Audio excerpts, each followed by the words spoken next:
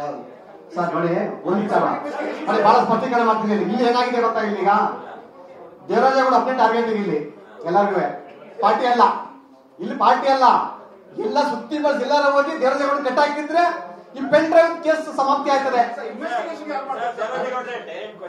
Private investigation ನಡೀತಾ ಇದೆ ಅನ್ನುವಂಥದ್ದು ಅದು ದೇವರಾಜೇಗೌಡರು ವೈಯಕ್ತಿಕವಾಗಿ ಮಾಡ್ತಿದಾರ, ಬಿಜೆಪಿ ಪಕ್ಷದಿಂದ ನಡೀತಾ ಇದೆಯಾ, ಯಾರು ಇನ್ವೆಸ್ಟಿಗೇಷನ್ ಯಾರು ಡೈರೆಕ್ಷನ್ ಮಾಡ್ತಿದ್ದಾರೆ? ಈಗ ಅದನ್ನ ಯಾವ ಪಾರ್ಟಿ ಮಾಡ್ತಾ ಇಲ್ಲ, ನಾನೇ ಮಾಡಿಸ್ತಾ ಇಲ್ಲ. ಯಾಕಂದ್ರೆ ನನ್ನ ರಕ್ಷಣೆ ಆಗ್ಬೇಕಲ್ಲ, ಈಗ ಅಲ್ಲಿ ಕಾನೂನು ಚೌಕಟ್ಟೆಲ್ಲ ರಕ್ಷಣೆ ಆಗ್ಬೇಕಲ್ಲ ನನ್ನಲ್ಲಿ. ಹಾಗಾಗಿ ನನ್ನ ರಕ್ಷಣೆಗಾಗಿ ನಮ್ಮ ವಕೀಲ ಸಮೂಹಕ್ಕೆ ಅಗೌರವ ಆಗಬಾರ್ದಲ್ಲ. ಈಗ ನಾನು ಒಬ್ಬ ಮಾಮೂಲಿ ಕಾಮನ್ ಮ್ಯಾನ್ ಅಲ್ಲ, ನಾನೊಬ್ಬ ವಕೀಲ ಕೋರ್ಟ್ ಹಾಕಿರೋಂಥದ್ದು. ನನ್ನ ಕಕ್ಷಿದಾರ ನಡುವೆ ಹಿಡಿದಂತ ಒಂದು ಸಂದರ್ಭ ಇದು.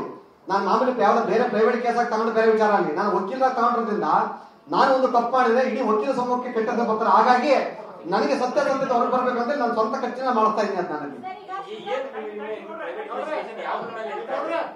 ಪೆನ್ ಡ್ರೈವ್ ಯಾರು ಹಂಚಿಕೆ ಮಾಡಿದ್ರು, ಪೆನ್ ಡ್ರೈವ್ ಪ್ರೊಡಕ್ಷನ್ ಫ್ಯಾಕ್ಟರಿ ಯಾರ್ದು, ಪೆನ್ ಡ್ರೈವ್ ಎಲ್ಲಿ ಡಿಸ್ಟ್ರಿಬ್ಯೂಷನ್ ಆಗ್ತದೆ, ಪೆನ್ ಡ್ರೈವ್ ಮಾಸ್ಟರ್ ಮೈಂಡ್ ಯಾರು, ಪೆನ್ ಡ್ರೈವ್ ಹಂಚಿಕೆ ಮಾಡಕ್ಕೆ ಫೈನಾನ್ಷಿಯರ್ ಯಾರು, ಪೆನ್ ಡ್ರೈವ್ ಟ್ರಾನ್ಸ್ಪೋರ್ಟಿಂಗ್ ಯಾರು, ಪೆನ್ ಡ್ರೈವ್ ಎಲ್ಲಿಂದ ಪರ್ಚೇಸ್ ಮಾಡಿದ್ರು, ಇದನ್ನೆಲ್ಲ ಆಗ್ತದೆ. ಎಲ್ಲಾನು ಎಳೆಯಾಗಿ ಕೊಡ್ತೀನಿ.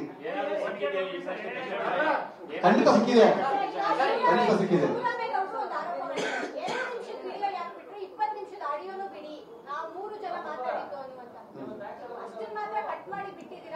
ನಾನು ಹೇಳಿದ್ನಲ್ಲ ಸಿಸ್ಟರ್, ನಿಮ್ಗೆ ಹೇಳಿದ್ನಲ್ಲ, ನಾನು ಇದರಲ್ಲಿ ವಿಧಾನಸೌಧ ಮತ್ತು ಹೈಕೋರ್ಟ್ ಮಧ್ಯ ನಾವು ನ್ಯಾಯಾಂಗದ ವ್ಯವಸ್ಥೆಯಲ್ಲಿ ಇದ್ದೀವಿ, ನೀವು ಶಾಸಕಾಂಗದ ವ್ಯವಸ್ಥೆಯಲ್ಲಿ ಇದ್ದೀವಿ.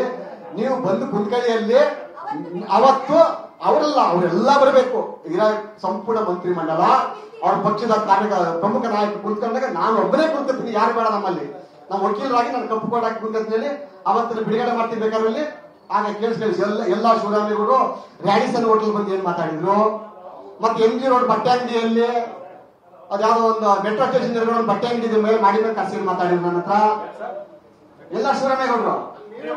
ಆಮೇಲೆ ಇಡೀ ಒಂದ್ ನಿಮಿಷ ಎಲ್ಲ ಬೇಕು, ನಾನು ಹೇಳ್ಕೇಳಿದ್ರು ಟೋಟಲ್ 2 ಗಂಟೆ 35 ನಿಮಿಷ ಆಡಿಯೋ ಇದೆ. ಯಾಕೆ ಹೇಳಿದೆ ಅಂತಂದ್ರೆ, ನಾನು ಯಾವತ್ತು ಗಲಿತಿನ ಕೆಲಸ ಮಾಡಿಲ್ಲ, ನಾನು ಭಿಕ್ಷಕನೂ ಅಲ್ಲ. ಅಲ್ಲಿ ಭಿಕ್ಷೆ ಎಲ್ಲ ದುಡ್ಡಿಗೆ ಬಂದದ್ದು ಅಂತ ಹೇಳ್ತಾರೆ ಎಲ್ಲ ಶಿವರಾಮೇಗೌಡರು. ಕೆಲವು ಮಾಧ್ಯಮದಲ್ಲಿ ಹೇಳಿದಾರಲ್ಲಿ ನಾನು ನನ್ನ ಆಸ್ತಿ 85 ಕೋಟಿ ಡಿಕ್ಲೇರ್ ಮಾಡ್ತಿದ್ದೀನಿ ನಾನಲ್ಲಿ ಸರ್ಕಾರದಲ್ಲಿ, ನಾನು ಎಲೆಕ್ಷನ್ ನಿಂತಾಗ ಎಲ್ಲ ಶಿವರಾಮೇಗೌಡ ಭಿಕ್ಷೆ ಬೇಡ ಮಾಡ್ತಿರ್ಲಿಲ್ಲ. ಅಲ್ಲಿ ಅವ್ನ್ ಏನೋ ಮೈಂಡ್ ಇತ್ತು ಮಾರಾಯ, ಏನೋ ದುಡ್ಡು ಕೇಳೋ ಮಟ್ಟಿಗೆ ಬಂದದ್ದೇನೋ ಅಂತ ಈ ತರ ಹೇಳ್ತಾರಲ್ಲ. ಅಲ್ಲಿ ನನ್ನ ನಾಲಿಗೆ ಒಂದೇ, ನನ್ನ ತಾಯಿ ಕಲ್ಸಿರೋದು ಸತ್ಯದ ದಾರಿಯಲ್ಲಿ ನಡಿ. ಅಕಸ್ಮಾತ್ ನಿಮಗೆ ಸತ್ಯದಲ್ಲಿ ನೋವಾದ್ರೂ ಕೂಡ ನೀನು ಮುಂದೆ ಹೋಗ್ಬೇಡ, ನೀನಲ್ಲಿ ಆ ಸುಳ್ಳಿನ ದಾರಿಯಲ್ಲಿ ಹೋಗಿ ಯಶಸ್ಸು ಕಾಣ್ಬೇಡ ಅಂತ ನನ್ನ ತಾಯಿ ಹೇಳ್ಕೊಟ್ಟಿದ್ದಾನೆ.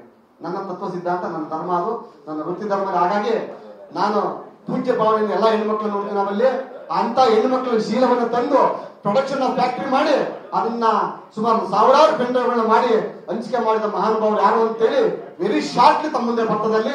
ಧನ್ಯವಾದ.